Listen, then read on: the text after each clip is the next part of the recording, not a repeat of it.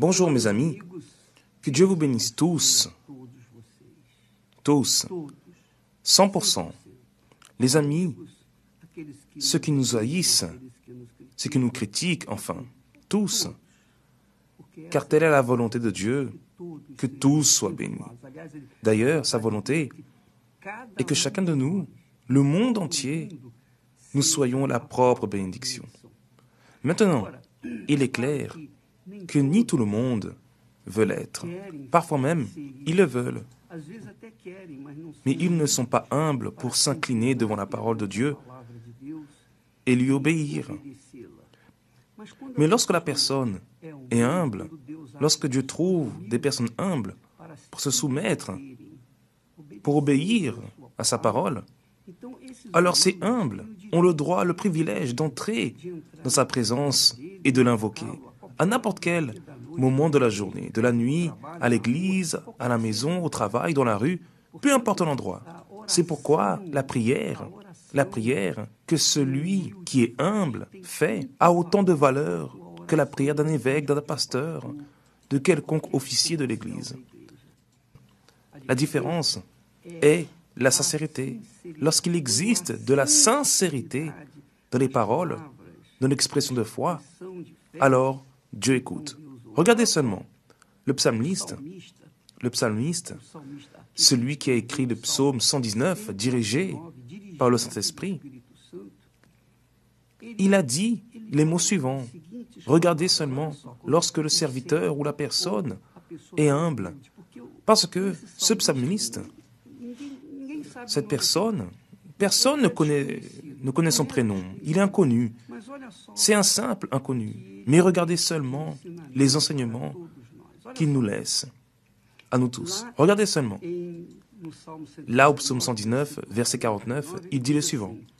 « Souviens-toi de la parole donnée à ton serviteur. » Le serviteur est celui qui est humble.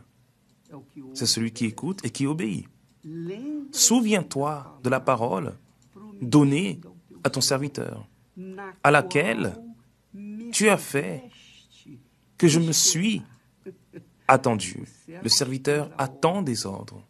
Le serviteur attend la promesse de son Seigneur. Le serviteur attend ce que son Seigneur veut de lui.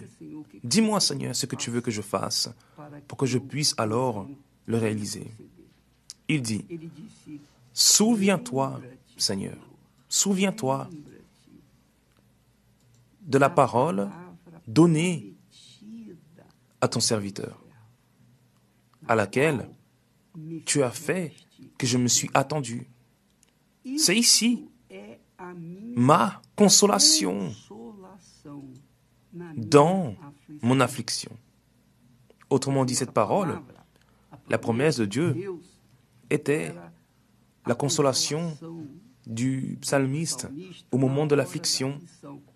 Il devait évidemment être affligé, parce qu'il confesse. C'est ici, autrement dit, c'est dans ta promesse, dans ta parole engagée, que tu m'as donné ma consolation dans mon affliction.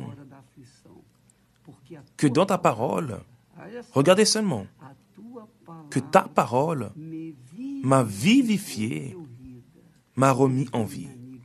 C'est-à-dire que, mon ami, vous pouvez ne pas être à l'église, vous pouvez être absent de l'église, vous pouvez être éloigné de l'église, vous pouvez ne même pas être proche de l'église, vous pouvez être loin, seul dans un désert, dans une forêt vierge, où que vous soyez. Si vous invoquez Dieu, si vous exigez de lui, avec humilité, l'accomplissement de sa parole, de sa promesse, alors au même moment, je le dis, au même moment, vous n'avez pas besoin d'attendre, au même moment vient la consolation.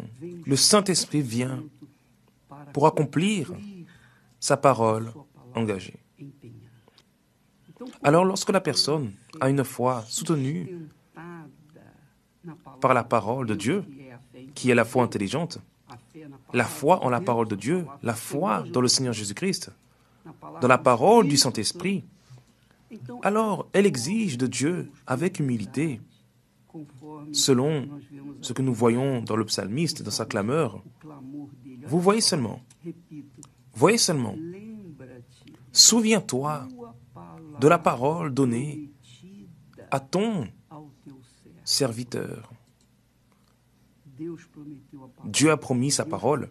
Dieu a engagé sa parole pour ses serviteurs.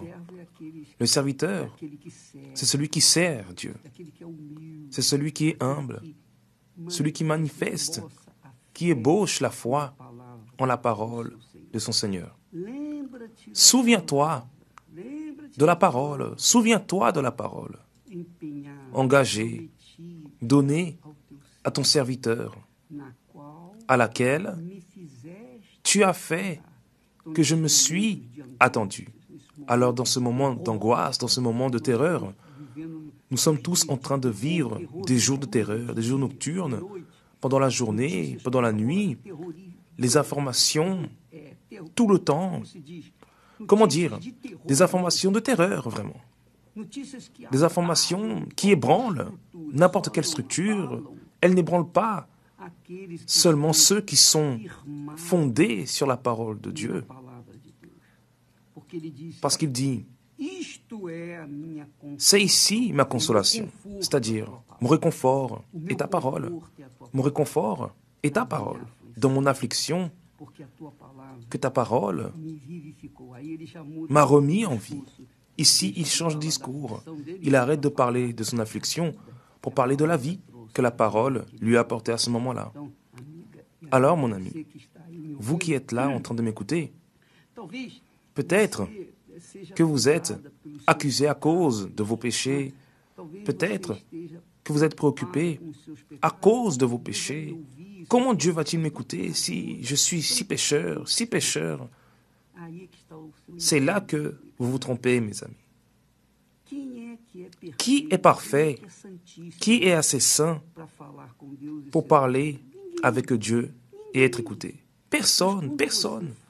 Mais lorsque vous parlez avec Dieu, lorsque vous exigez de lui la parole promise, vous ébauchez, vous manifestez une foi intelligente.